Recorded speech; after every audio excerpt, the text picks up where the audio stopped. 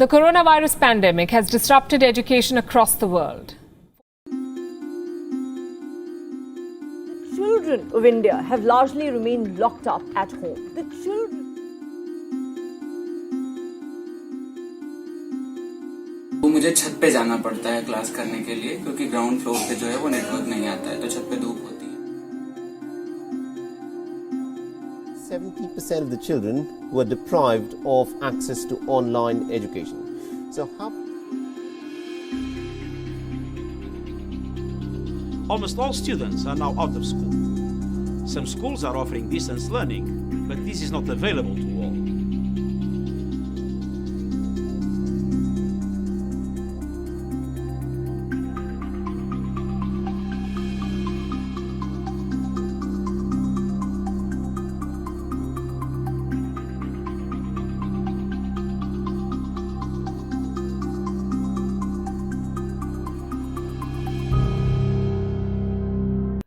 Hello and welcome to this special interview.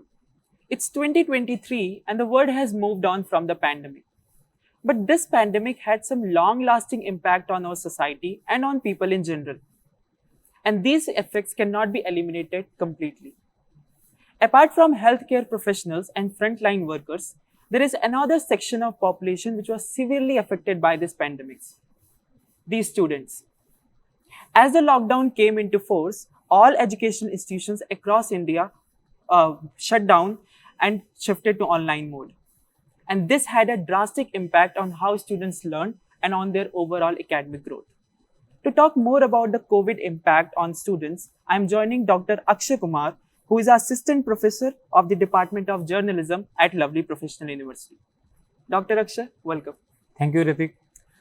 Let's start with the basics. You're from academia, and during the online classes, you were one of those teachers who were taking the online classes.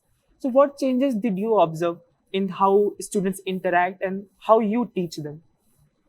Ritik, as during the pandemic, when the lockdown was there, I was taking the classes of journalism department. And in my opinion, teaching is about the interaction. Yes. But the whole communication between the teachers and the students during the online classes was a one-way communication.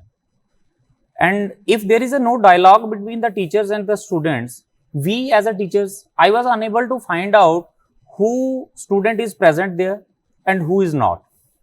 There were the students, icons of the students who had joined the class, but whether they are attending the class or not, it was unknown to me. Moreover, there was a blank screen in my friend to which I was talking about. There were only few students who were saying something. And this was related to and how the students have been understanding those concepts. I think that in a offline mode, when students are present physically, there is a good interaction going on, and we as a teachers able to understand what a student is feeling, whether the student is in the class or not. Yes. Even attending the class physically, some students are not in the class. This is also a case. But in the online mode, student is once physically not present. Moreover, they are only showing their attendance, but physically and mentally, both of them was absent. And I can say, if as today, when I am having a discussion with the students regarding the online teaching, and they were saying that, sir, I was not attending the classes. And one of the students was telling me that, sir, I had been joining from 3-4 systems and students were not there. This was the case. And they were least bothered about, only the attendance. That's it. So how did you manage that situation? How did you ensure that more and more students are interacting during online classes? Actually, the time was, you can say, was like that we can't move out of the houses, and as well as students were not able to join physically.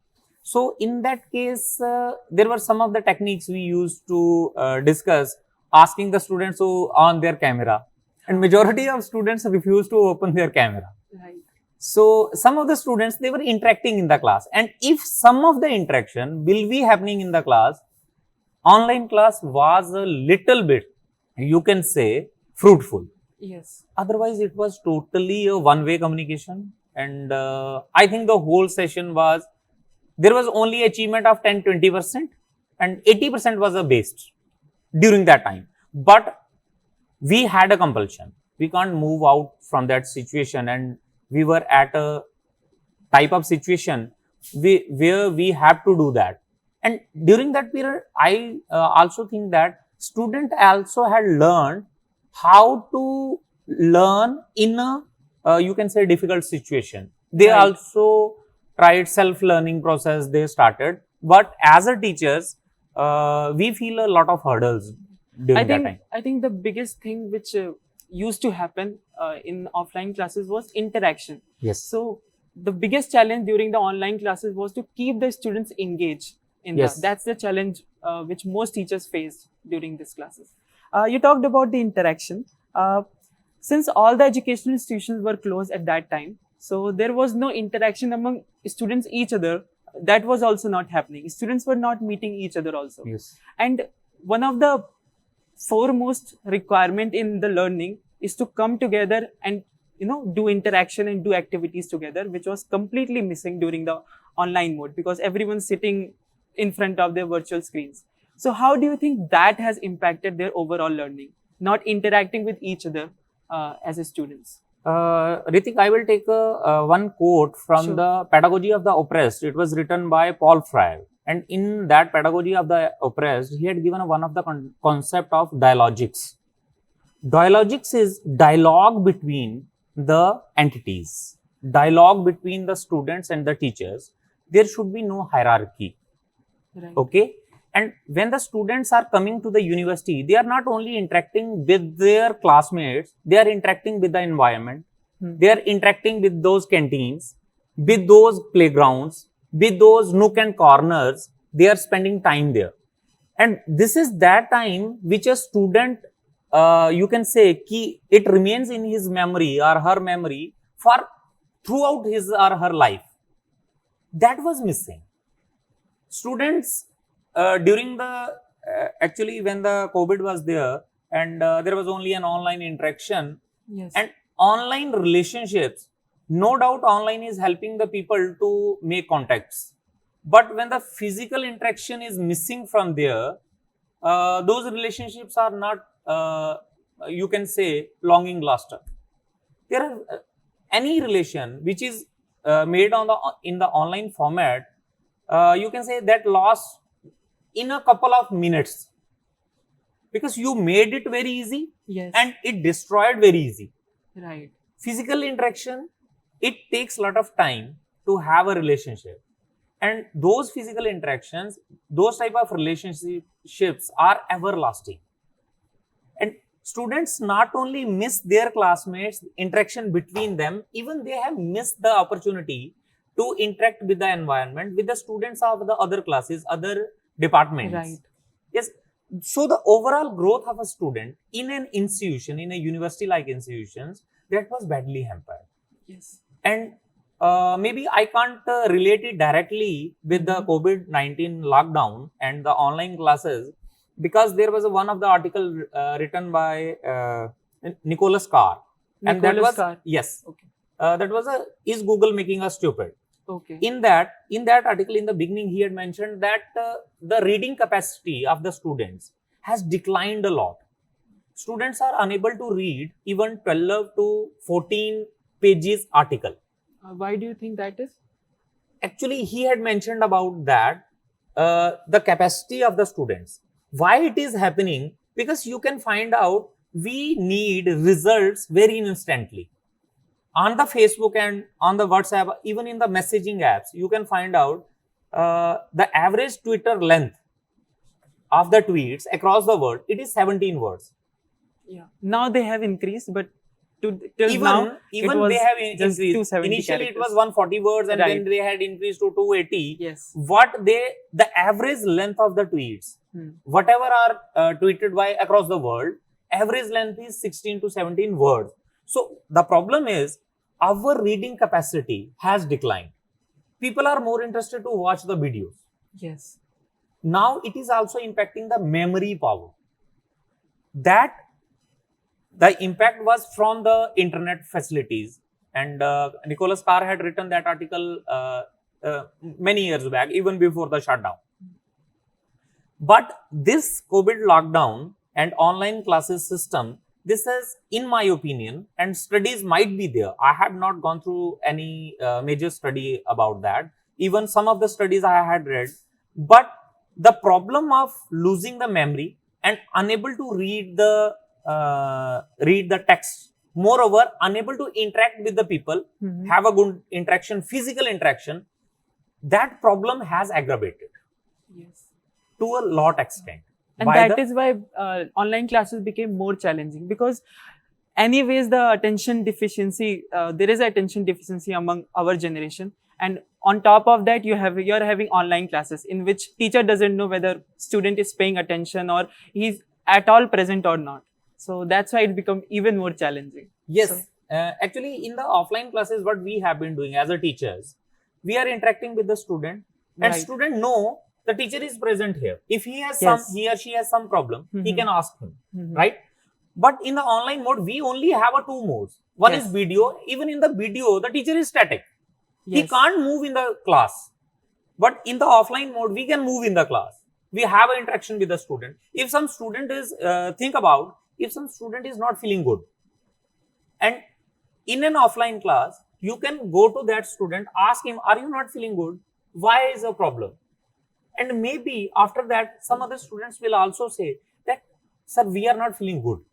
Yes. So, in that case, what a teacher can do, because as per the students are not interested, so teacher has to motivate them, either motivate them or making the lecture more interactive, right, in a physical mode. But in the online mode, making a lecture interactive is, you can say, very, very tough.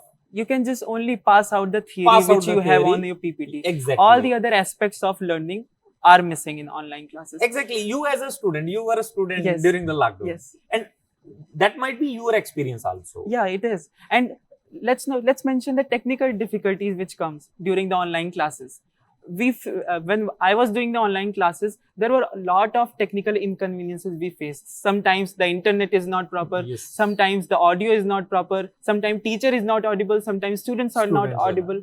So anyway, it is challenging online classes. On top of that, we have technical difficulties that make things even worse. In the mass communication, we, in the channel of a communication, we call it a noise. Yes. Noise is in abundance Yeah. in the online mode of classes.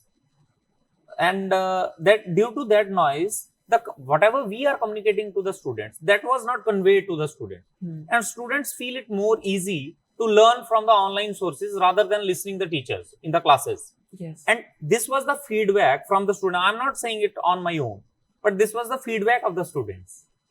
It's a very genuine and common feedback, by the way, which students are giving. Yes, that was. Okay, so now let's focus specifically on small children. Yes. The ones who were in nursery or primary classes during the time of lockdown. Now they are the one who are learning how to learn. Small children. Yes. And during the lockdown, they were sitting in front of their virtual screens. Their teacher were on the screen. They need one-on-one interaction to have that, to learn how to learn. So how do you think, what is the impact of COVID on them? Had they learned anything during the online classes? No, I am saying that during the COVID lockdown, small children as well as they have learned a lot. Not by the online classes. Yes. Because they were present at their homes. They were interacting with their families. Learning is not only that you are present in a class and reading a text which is mentioned there. Yes. But students start interacting with their families. Okay. That's a small good children, point. they were present there. They were leading a life. That was a very good life. And at present, you will see when the students are going to the school, they are overburdened with the homework and everything. And the online classes, when you are saying that what is hampered, the learning from the classrooms, that was hampered. Academic learning. What in case of the learning, students had learned a lot, small children especially, because we don't learn our mother language in any class, but Right. we learn that. Right. That comes only from the surroundings. Exactly. We never learn walking in any school. What Right. we learn Similarly, many other activities which we learn from the surroundings, there is no schooling required for that. And that learning is actually hampered in the school environment. Many of the schools which are very much interactive, that had worked a lot. Even some of my nephews, they were in the school, and what those were doing, every day they were playing in there, and whenever there is a class, and they were totally uninterested in the class, and when the exams come, what they do, mother is sitting there and he is saying, this is a question, and mama, what is the answer? And so mothers are more related with that marks should be good, right? Yes. And they give them answers. Concern of every Indian parent. Exactly. So they provide them answers, and those children, they learn a lot from the physical environment and wherever they were present. And I think this loss of the academics, that was not a major loss. But there is another perspective to this. During the growth of a child, they need to interact with the people of their own age group. What happened during the online classes or during the lockdown, they got isolated and kept inside their homes. So what do you have to say about that? Actually- that isolation actually, that came with the pandemic. Yes, the problem during the online classes, that interaction of the online children, that was very difficult. Yes. And really, small children, they had faced a lot of difficulties because they were unable to understand, right? Even I am not saying that the teachers who are teaching the small children, they are not good at all. They are very good teachers. Obviously. Right? Obviously, they are very It's good very teachers. difficult to teach Yes, small small children. children. Very difficult. But in the classes, they have been teaching them. But during the online classes, I had not much interaction with any of the teachers who had been teaching the small children. But I know the small children who were in my family, who are in my family, and they were small and they were doing that. They were very, you can say, they were not at all interested in that. And ma'am was always telling, are you in the class or not? Why are you doing this? Why you are not focusing on that? And also, like when it comes to the secondary students or the people who are in universities, it's easy to, to give them fear that you will fail in exam. That's why you have to study. But small children doesn't care about exams as well. Exactly. It's very difficult to teach them. Yes. Yeah.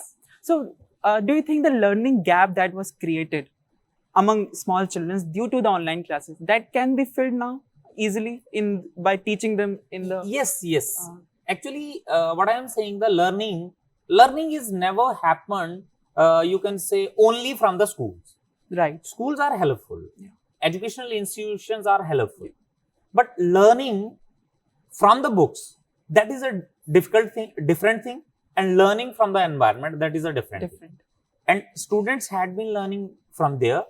And now the schools, the institutions where the teacher has to, you can say, interact with the student, that is more easy. And now they are back at the same time period before the lockdown, where the students have a very good relationship with even the small children. They have a very good relationship with the teachers, and teachers are rightly interacting with them. Yes. Okay. So far we have talked about the students who have access to online classes during the lockdown.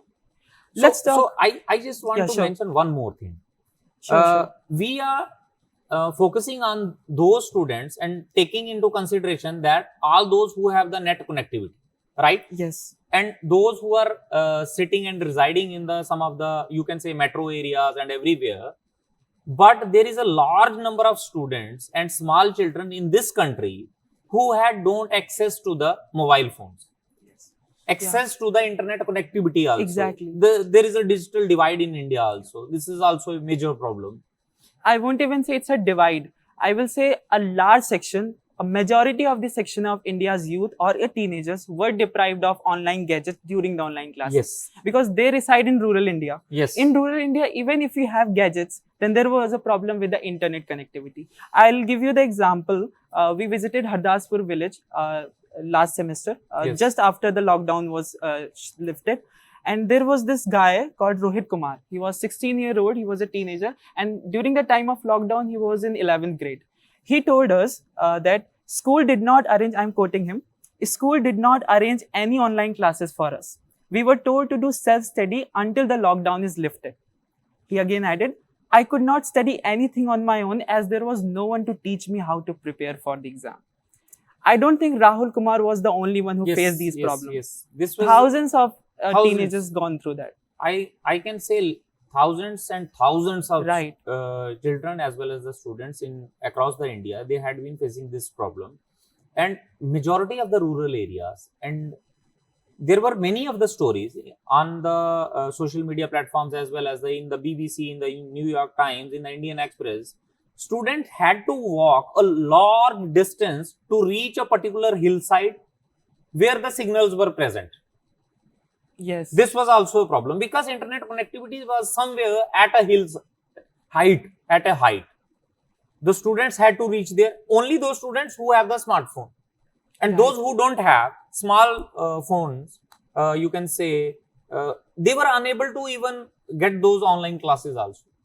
We had instances in which there was just one mobile phone in the entire family. Yeah. And the family member has to also do something. Yes. If the 3 children are in the family and they have simultaneous classes, Yes. they need 3 mobile phones, right? Or the laptop. And even the family has no mobile phone, or you can say smartphone. How this has hampered a lot, and they were unable to. Whatever you have quoted, you are exactly right. This is not a particular case. There are hundreds and thousands of cases across India. So, do you think educational institutions and government in general could have done better than what they did during the lockdown as far as the education is concerned? They did their best for containing the virus. That's why they imposed the lockdowns. But when it comes to the education, don't you think they could have done better than what they actually did? There is always a room for doing something better. Right. And the problem was the first time the problem had impacted India. And yes, government can do better. But government also has the resources. Government also has the many problems. And that during that time, the major problem was to contain the virus effect. Right. And the focus was different. Priorities were different. The focus was to save the people first. Right. And there was a large number of people who had been infected as well as died during that pandemic. And focus was not there. And to my mind, I think government, to some extent, they did their job. But as far as educational institutions are concerned, especially schools, they could have done better. Like government, for some of the online classes, for preparation of exams, they allowed Doordarshan to forecast and to some classes of physics, chemistry and maths on the television, so that students from rural India can have access to online classes. But do you think on the educational level, on the level of educational institutions, they could have done better? I think as far as providing resources are concerned. When we are saying that educational institutions, we have a large number of public institutions that is governed by the government, right? Exactly. And government provide them funds. And there is a lot of problems in those areas where the government schools are actually there. Private schools, private institutions, they have done better. Government schools, because there is a lot of government functioning is involved there, and what type of resources they require or not, it takes a lot of time because there is a red tapeism in the government departments. Yes. And when the problem is there, it will take a lot of time to purchase something and give it to the actual beneficiary. It takes a lot of time. So, yes, this is you can say the problem is related with the functioning of the system in India or in you can say the countries which some of the developing countries. This problem exists. And whatever I have said, that there are every time a chance of doing something better. They can do. Okay. So, now let's shift our focus and talk about education in general. Post-pandemic education and pre-pandemic education. During the time of education, during the time of this pandemic, many changes come in the education, the way education is delivered. What are the lessons we can take and what are the tips we can take from this pandemic and use those tricks and imbibe those things inside our education institutions? Actually, if we go through the various news reports or the whatever the reports comes regarding the pandemic as well as the infection, right? Influenza that is coming again and again in India. Right. So it is not the phenomena of the India only; it is the phenomena across the world. So governments have learned, and this might be remain with us for a long time.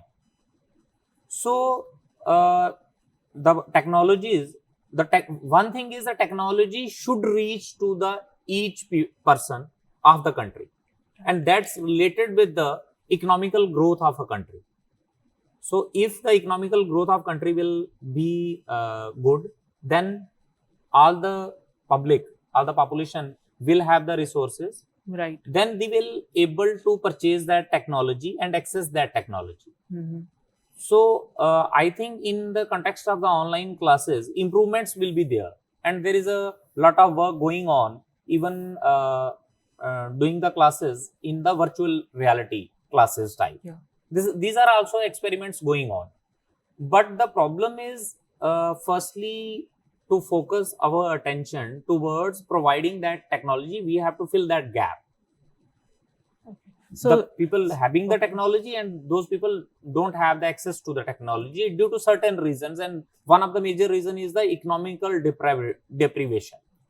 So if the tragedies like pandemic would hit us again, so on the educational front, we need to spread technology. We need to provide gadgets to the students. Yes. We need to create a framework of completely how to give online education to the students. And the other interesting thing that came out, especially that became popular, especially after the post-pandemic world, the MOOC courses, the online courses. They were there even before the pandemic, but after the pandemic, distance learning in general or MOOC courses became popular. Yes.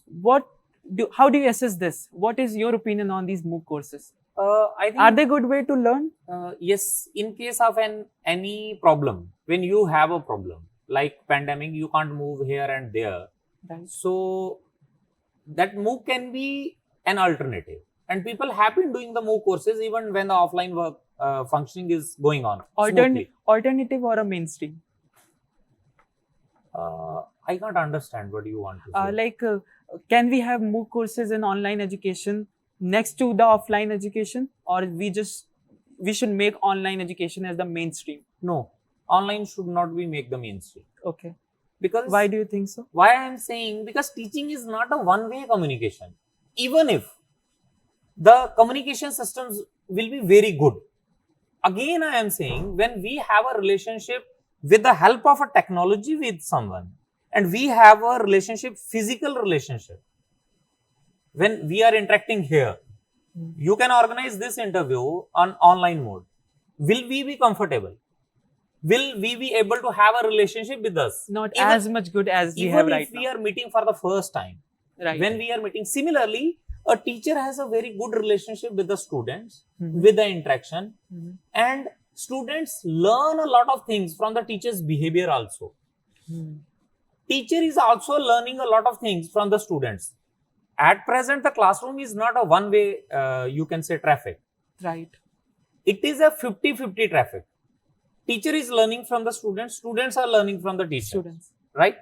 So, the interaction, if there is a physical interaction, there is a lot of the things which are coming out from the physical interaction, and online interaction is restricted to only two components. One is video and second is audio. But even if you don't have a video and audio, in a physical mode, you can interact. Without video and audio, you can interact. Non-verbal communication also. Non-verbal communication can also play. But in that case, non-verbal communication will never play. And offline classes and offline interaction should be given the priority. Online and MOOC courses, which you are saying, we should have that as an alternative. That's it. And it's also, I think, to my mind, it depends specifically on what kind of education you are pursuing. For some courses, practical learning is more important. Yes. For some courses, theoretical learning is important. So what kind of what kind of education you're pursuing, it also plays a huge role on what mode of learning you should opt for. In you my think that? opinion, theory and practical education is a 50-50 case. There should be focus on the theory also as well as the practical. We can't deny the practicals, we can't deny the theory, right? And Both have to go hand in hand. Exactly hand in hand, because theoretical understanding is very much important. Otherwise, why it is important? Because if you are only focusing on the practical, you will able to understand one concept after doing thousands of practicals, but you can understand that same concept without repeating those thousands experiments. Right. So theoretical understanding is very much important. So humans have evolved from the animals, because the important concepts, whatever we have in our life, we transfer it to our coming generations. So if we will remove that particular quality from the humans and doing only the practicals, every time we have to make a wheel and then understand how the wheel is created, then that will be a problem. Human knowledge will not move further. So there should be a 50-50, both go hand in hand, theory as well as practical. And in the online mode, again, whatever you were saying, theory is possible, practical is almost impossible. Little bit you can do, but a large portion you can't do. Well, in the end, let's touch briefly on the mental health of students.